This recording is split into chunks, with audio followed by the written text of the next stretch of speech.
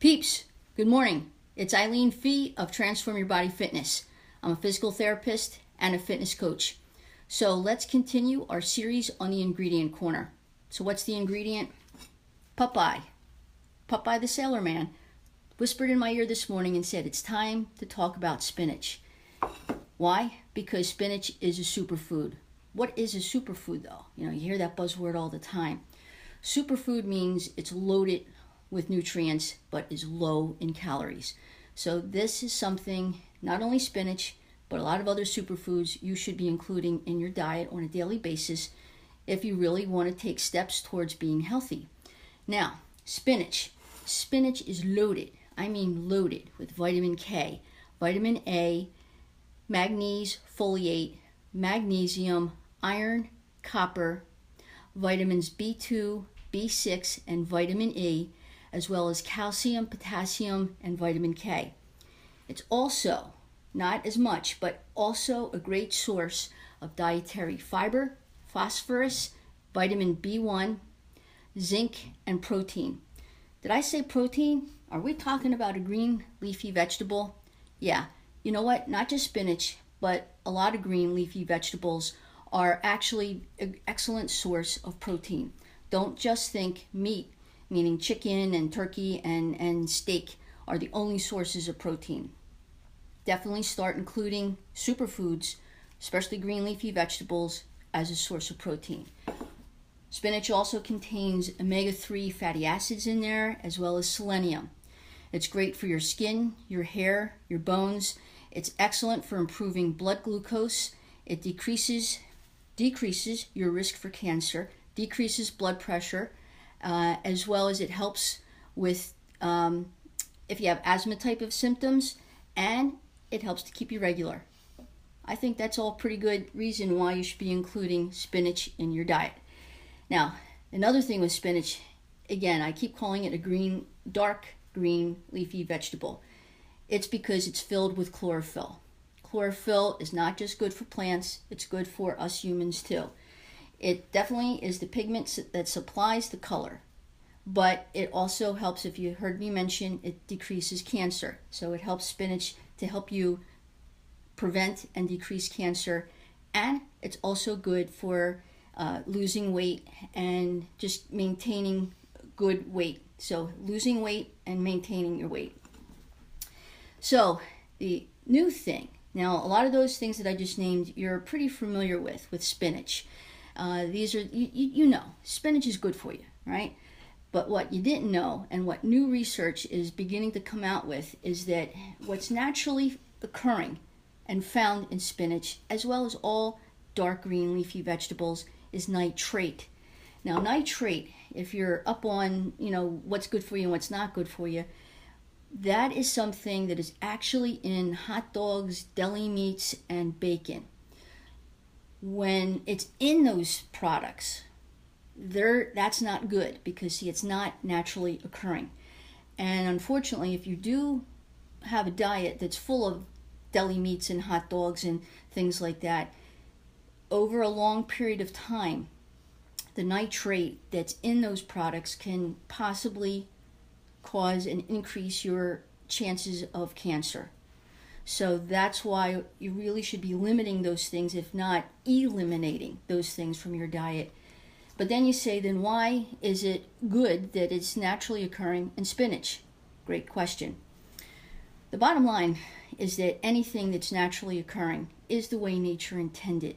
So first of all, it's good for you. It's good for you because it's natural. It wasn't added in as it is with the deli meats and the bacon and the hot dogs and all that kind of stuff.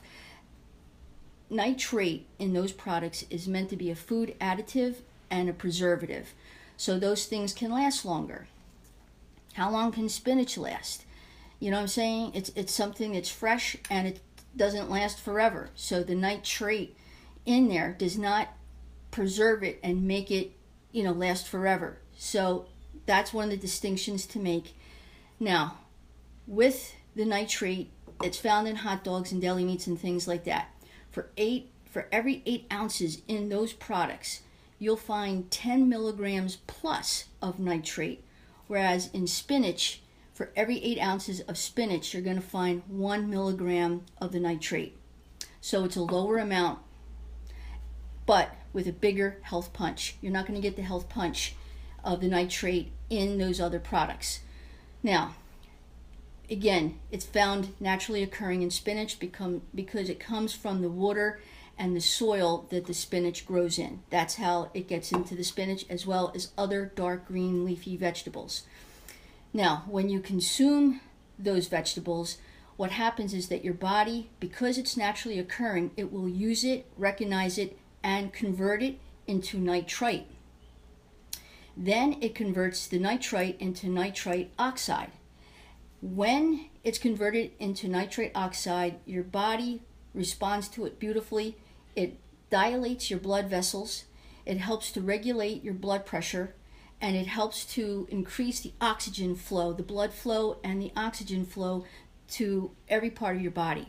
So it's a great thing for cardiovascular purposes. And again, it's something that's naturally occurring. Your body recognizes it. When it's in the deli meats, it's not naturally occurring. Your body doesn't use it. So again, that's the distinction, okay? Now, with that said, an interesting fact about spinach. There actually was a cookbook that's called The Form of Curry, F-O-R-M-E of curry, C-U-R-R-Y. It was translated in English in 1390. That's a long time ago. In that cookbook, because it was based on medieval type of recipes, now they knew of the benefits of spinach even back then. We should know about the benefits of spinach. We've known about it. It's almost like a given. Everybody knows spinach is good. But it's just amazing that back then they knew about it. Now this is what it says about spinach in that cookbook. It says that 100 grams of spinach has 28 milligrams of vitamin C. That's pretty cool. So in other words, it was encouraging people back then to include that in their recipes and to eat and consume spinach. So since they knew about it and were encouraging it, I'm going to encourage it as well in today's society. Now, the best way to consume spinach, because a lot of people will sometimes cook it and order it out when they're out to dinner or make it when they're at home.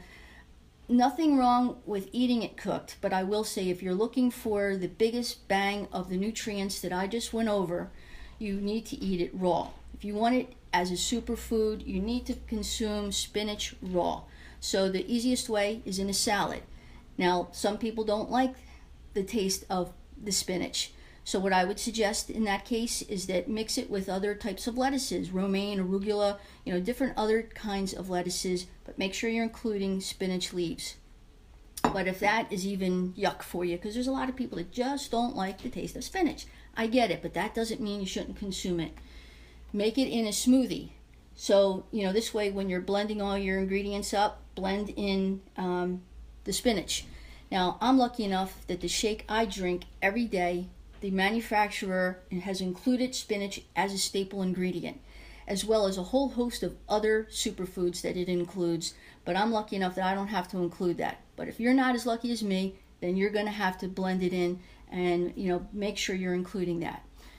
The only thing I'm going to warn you as a precautionary thing with spinach, as well as dark green leafy vegetables, is the fact that if you are on a blood thinner, if you're in a situation where you need to be on a blood thinner, if you remember what I said from the beginning, spinach and other dark green vegetables are loaded with vitamin K.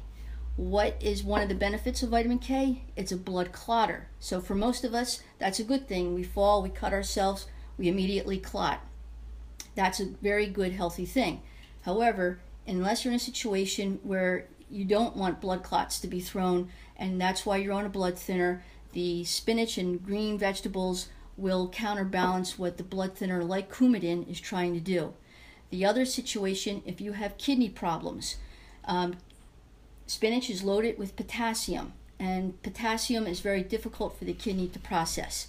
So in those two instances, if you're in those situations, stay away from spinach and unfortunately green vegetables. But for everybody else, include this in your diet. Find a way of on a daily basis, not an every once in a while basis, an everyday basis. So just like Popeye said, I am strong to the finish because I eats me my spinach. I'm Popeye the Sailor Man. Boop, boop. That's why you eat the spinach. It's about staying as healthy as you can for as long as you can. Have a great day, everybody.